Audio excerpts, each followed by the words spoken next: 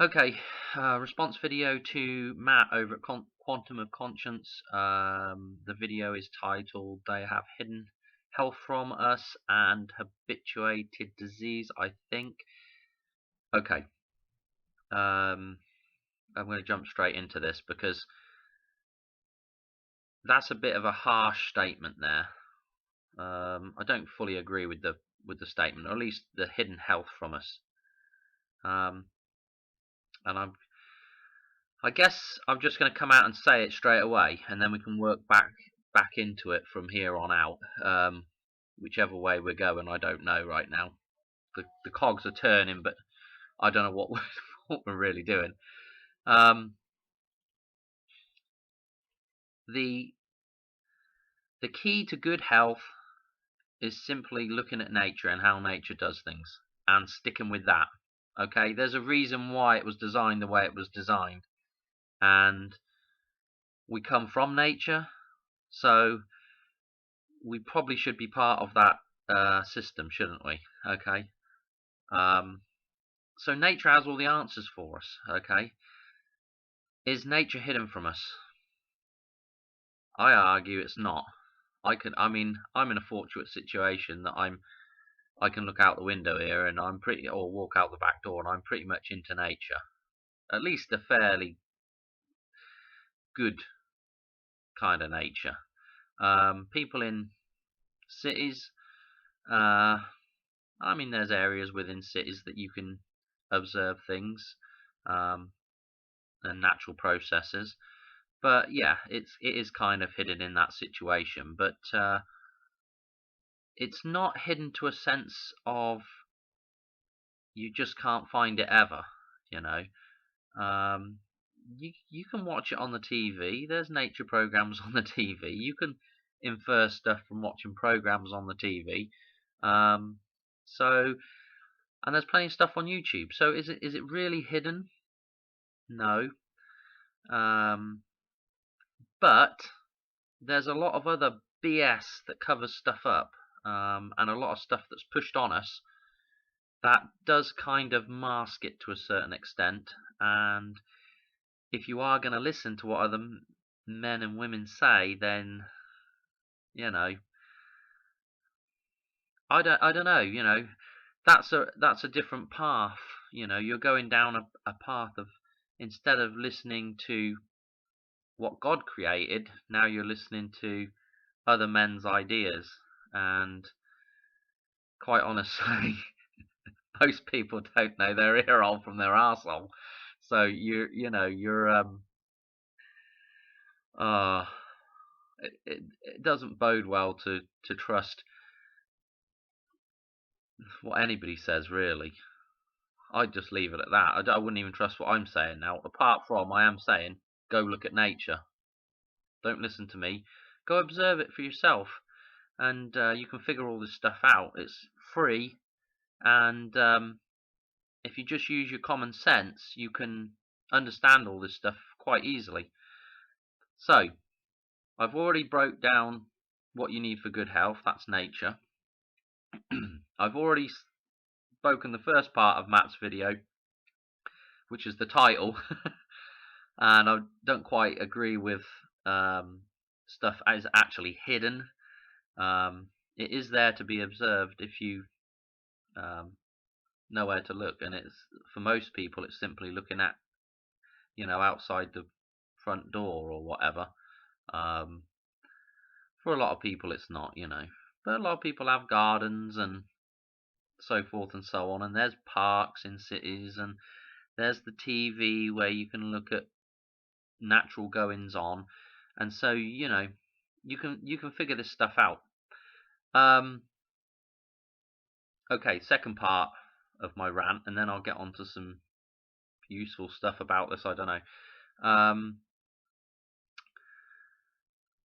In the video, this is a quick background. In the video, Matt talks about the Spanish flu, and there's an old girl that he shows a clip of, who's talking about baking soda tonic kept her from getting the flu, getting the Spanish flu.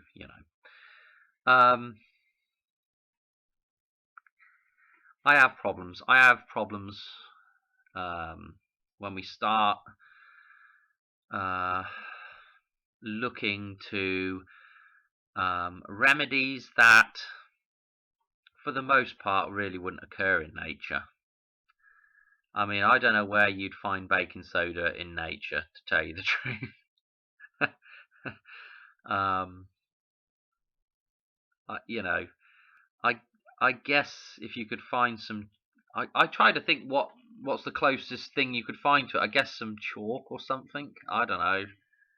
Just off the top of my head, I know that's not the same chemically speaking, but um, I try to think of what an alkalizing agent would be, but chalk. Go and munch on some chalk. Um, I take hearsay remedies with a big pinch of salt, because you have to factor in so many things when you're looking at this kind of stuff.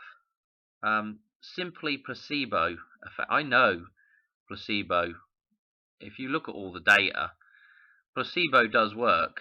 And I don't even know if is data even accurate, but you know that most people know that placebo works. And if you asked a doctor, they'd probably flat out tell you that placebo works. So the idea that somebody would give you something as a child and say, well, this is going to make you feel better and it's going to stop you from getting the flu, there's a lot of power, and if the person administering that truly believes it as well, that might only be the energy that's needed in order for that placebo to work. Anyway, it just comes down to belief, doesn't it, placebo? And so that could have been what was causing that situation to work for those people. I do. It's very. You've got to be careful what you're telling people or showing people that might work for something, because at the same time, I know that from what I've read about health and stuff, I know that people that take Alka-Seltzers, for instance, have a lot of digestive problems that are actually usually they have digestive problems to begin with. So they start taking the Alka-Seltzers, and all of a sudden their symptoms are getting worse, and other symptoms are happening that are not good from this process, because what usually happens is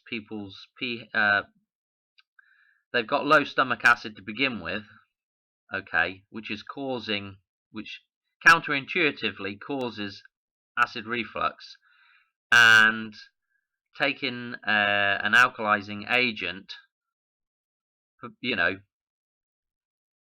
causes the problem to be worsened, okay, and then all kinds of other problems start cropping up from this. But anyway, I won't really get into it, but the idea of taking baking soda as a preventative is, in my opinion, is the wrong thing to do.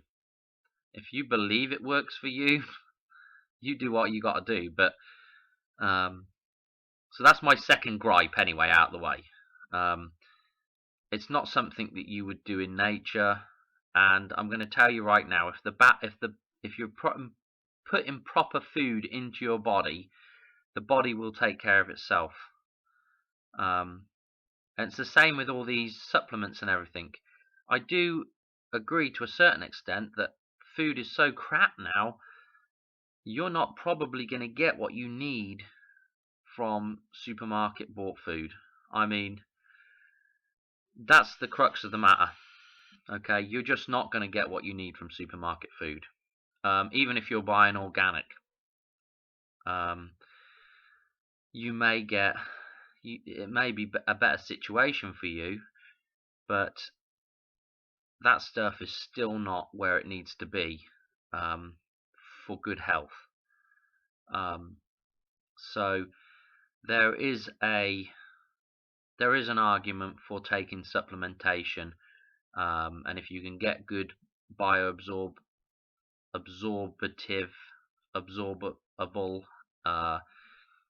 supplementation, then it's probably something worth doing. But the best thing you could probably do, if you want to, I mean, you're stuck if you're in an apartment, what I'm about to tell you, but if you really want to get healthy, till that front lawn up and the back lawn and start growing your own food. That's all I can tell you. Or go out, find yourself a farmer that's growing food, and I would say rather than just organically, it's got to be done in a natural way, in a natural process. You can still be growing stuff organically and have dead soil. You know, you can still be growing stuff organically and be putting on approved pesticides and insecticides and approved fertilizers, which are, to a certain extent, you're not going to find that happening in nature the way it's happening on certain organic farms. Okay, what I'm getting at is that if you want to be healthy, you've got to get back as close to nature as you can get. Okay, the closer to nature you get, the more healthy you're going to be. Okay, and that's a simple fact of the matter. I don't know really if I can go on about it much more than this, but there's several people that you can look at that talk about how things should be grown, how animals should be raised. I mean, if you're eating beef, and it can be organic beef, and it can still be fed grain, it can still be kept on a pasture that is not healthy. You know, there's so many things wrong with the system. It's difficult to know where to begin. The best way to control that is to get in contact with somebody that's actually growing the food, or grow it yourself. And there's several good places that you can look at this information on YouTube. I guess I should probably have thought about this a little bit more before I did this video and given some links. But I can't think of any names off the top of my head. Joe Salatin, if you want to look at farming techniques that are, in my opinion, a little bit closer to nature. I forget the name of the lady. She's a US. She's an American, and she talks about soil health. And oh boy, I wish I could remember her name. But anyway, what we've really got to look at is what our soils are doing, because that's at the root of everything. In fact, that's where the roots grow, isn't it? So soil health. What you really want to be looking at is, if you're going to grow your own food, you really want to have soil that's alive. And that means getting the balance of microorganisms within the soil correct. And that means having plants that live all the time in the soil. That means not, we shouldn't be tilling up soil, let's put it that way. And it's a radical thing to be talking about as a farmer.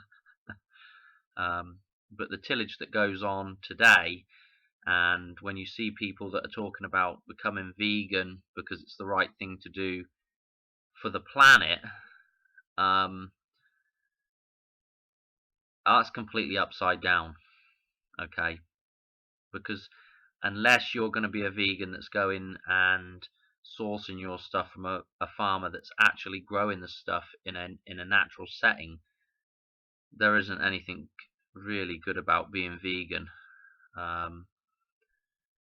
I would say if I was to pick a diet right now that could maybe be fairly healthy, it would actually be a higher meat-based diet, and I would be going out and hunting uh, probably stuff like squirrels and rabbits, um, and that's probably what I'd be looking at eating. Uh, Stuff that is still eating a natural um, forage, um, and those kind of animals are going to be the healthiest kind of things to be eating. I mean, if you look at deer around here, people hunt deer around here. Even the deer have a high intake of grain because there's so many. I mean, around where I am at, so many of these arable fields. That's what deer are eating for the most part. So it's a difficult situation to be in, even if you're going to go and hunt something that's what you'd call a wild animal. You've got to look at what they're eating as well. Anyway, I don't know where I'm waffling on this, but the key to being healthy is looking at nature. Okay, you look at Aboriginal people, native people. They're not. They've got some herbal solutions to things, but they're not. What's really keeping them healthy is just being part of nature and eating naturally. Okay, if you do everything that nature intended, you will be healthy. You won't have to worry about diseases and so-called epidemics that are going on at the minute, which is all nonsense. Don't have to worry about any of that. Nature takes care. I guess you could. Nature will take care of you. Um, don't know where else to go with this. Yeah, you people that are under stress, working several hundred hours a week. That's not what nature intended you to do. Nature puts everything there for you as you need it. Okay, and what you give back to the world is what nature designed you to do, and you give it back freely without having to be, oh God, I gotta go and work to pay taxes. When you're in nature, nature's got you designed perfectly, and nature is designed perfectly to give you everything you want for free, and everything it needs from you, it gets for free. There's no effort involved. And maybe I'll do another video on this because I want to cover some stuff. Because you see, nature, what's funny about it is it has a solution for everything. It has a solution for your health. It has a solution for all your for every problem that you've got. For your legal problems is what I've been looking into lately. So it's just a simple case of being able to interpret it. Okay, and it's not that difficult to interpret. Don't know what else to say really.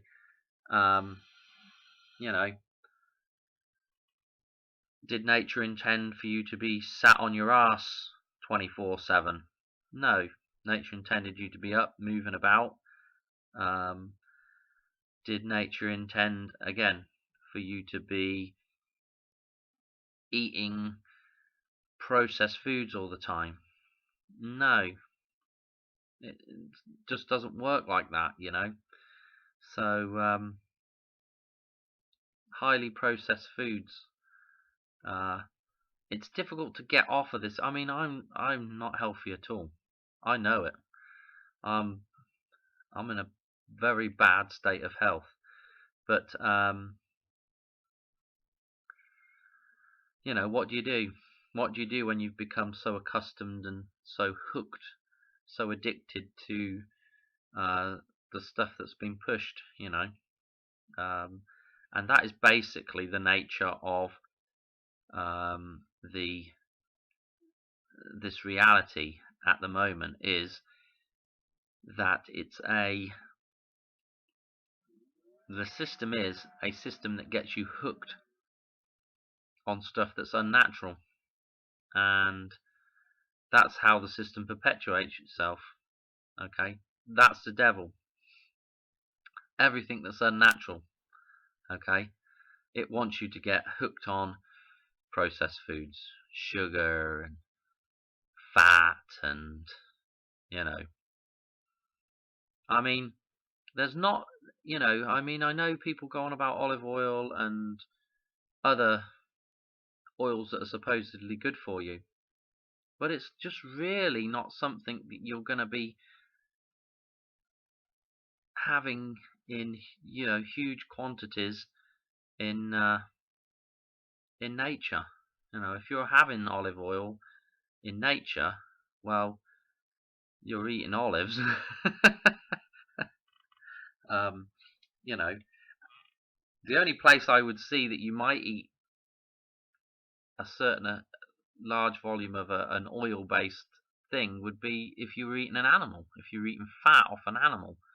And in nature, to tell you the truth, you're not going to have I mean, unless you're eating bloody seals up at the North Pole, you're not going to have animals with huge amounts of fat on them.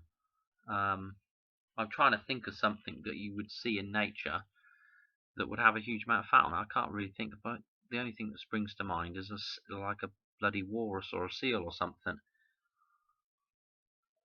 I've pretty much done this to death now. I could just keep waffling on about certain bits and bobs, and I'm already at 20 something minutes, so I'm just going to call it a day at this. So anyway, that's my little rant. If you want answers, the takeaway is, if you want to be healthy, all you need to do is look to nature, and all the answers are there. Anyway, that's it. Ciao for now, and I'll see you on the next video. Hope you enjoy. Bye.